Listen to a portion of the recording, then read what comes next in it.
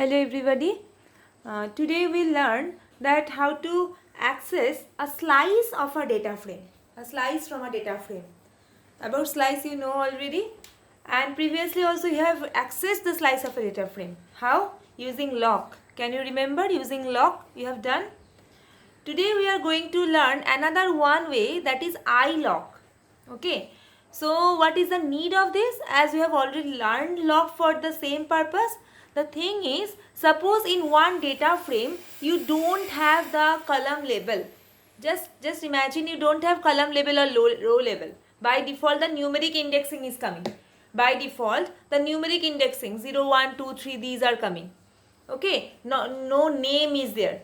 Like column index 2018, 2019, 2020, this thing is not there, or q1, q2, q3, these things are not there. In that case, by default indexing 0, 1, 2, 3 are coming. In that case you cannot use lock.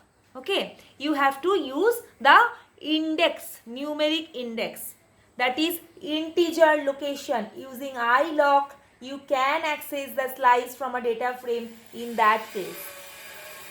Did you understand? So, using iLock, how to do this one? So, this is for row slicing, this is for column 1. So, start index colon end 1, comma start index colon end. First one, this is for row and this is for column. And just remember that in this case iLock, the ending this particular integer location will be ignored, means will be excluded. If you are writing 0 to 2, then actually 0 and 1, these two rows you are selecting. If you are writing for column index 0 to 2, then you are actually selecting column index 0 and column index 1. 2 you are excluding. Can you understand? But you just try to remember for the case of lock. If you are giving the column name 2018 to 2020 like this, in that case no, means you are not excluding anything. You are not excluding anything in that cases. Okay.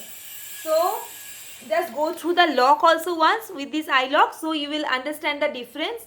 So in this case what I have done, though in this data frame we have the column label and row label, then also you are using integer location. So I have given df1 the data frame name dot iLock. Okay, so 0 to 2 comma 0 to 2. So at first the row 0 and 1 will be selected, this portion. Then from that the column 0 to 1, 0 and 1 will be selected. So this case, this particular portion. Are you getting? I am explaining again.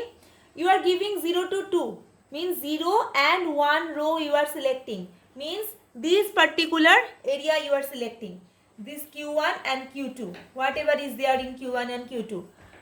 Okay, this row and this row, full row you are selecting. Now from this you are selecting 0 and 1 column, because you have given 0 to 2. 2 will be excluded, 0 and 1. So which one is the 0th column? This is. Which one is the first column? This is. So which portion will be coming?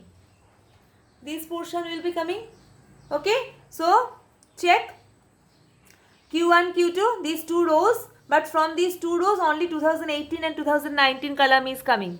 But you are not using these column label or row label for your selection. You are using the integer location for these, means rows and columns. Okay, hope you understood. Just go through these once again, you will understand. Okay, for any doubt you can ask me. Okay, now today we will learn more two functions of Python. More two functions of Python Panda. One is min function, one is max function. And these two functions we are going to apply on our data.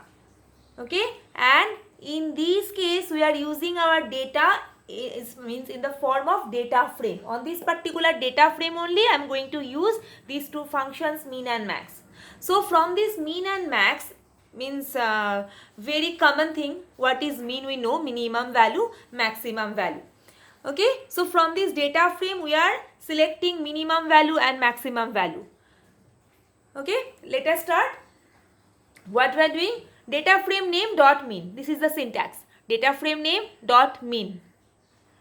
Okay, and before that, one thing I want to mention, that in case of data frame we know that axis equal to 0 means row and axis equal to 1 means column.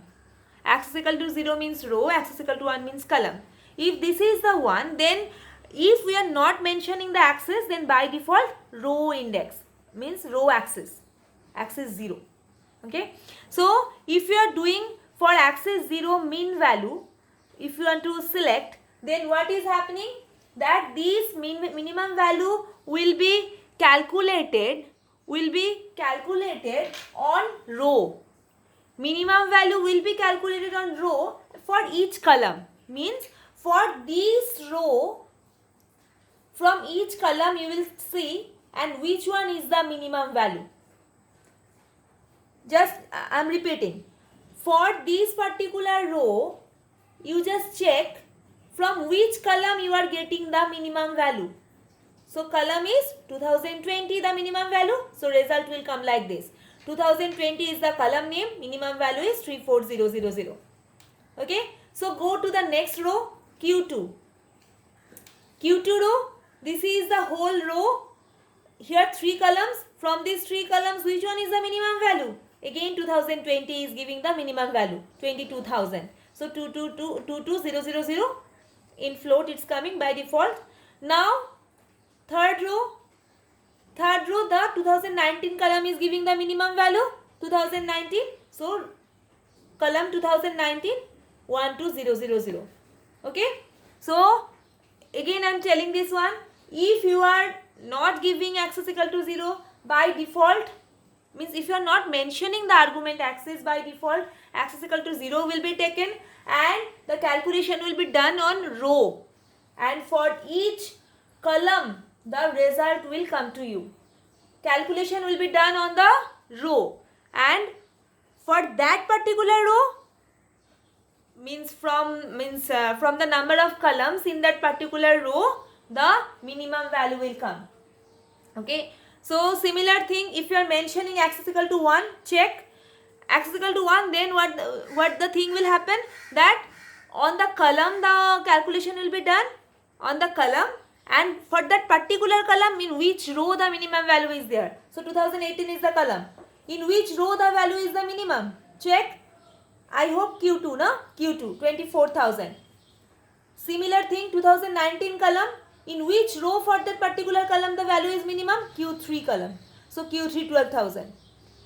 Okay, now third column you go. Third column, which row is the minimum value? Q2, 22,000. Okay, so means mean this particular function is clear to you. Means you have to be very much clear about this. You make yourself very much clear about this, because many cases the question will come in this pattern. The data frame will be given to you and you will be just given, means you will be asked to give the output of this particular one. So if you have the concept, then how the value will be calculated. About mean and max we are very much familiar, minimum value, maximum value, everybody knows, but how on the data frame it will select row or column, that you have to understand. Okay, now similar thing, if you have understood mean, then max will be very easy for you. So max, if the axis is not mentioned, then axis equal to 0 by default. So here the same case, for particular first row, which column is giving the maximum value? 2019 column, so 2019. For the row Q2, which one is giving the maximum value? 2018. For the row Q3, which one is giving the maximum value? 2020. Similar, mean, this is not mean, this is max. By mistake I have written mean. This is max. Okay, max max, hope you understood, max. So here for the particular Column 2018, which one is the maximum?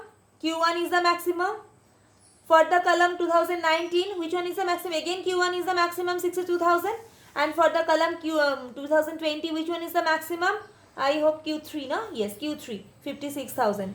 So please this one is max. Okay, by mistake I have written min here. So, and by default the data type will become float in Python. That's why though it is all the integer values, then also result will come in float. Everywhere dot 0 will be included, 0.0. Okay now, so this is all about min and max. More functions are there, means built-in functions that we'll learn in our next video.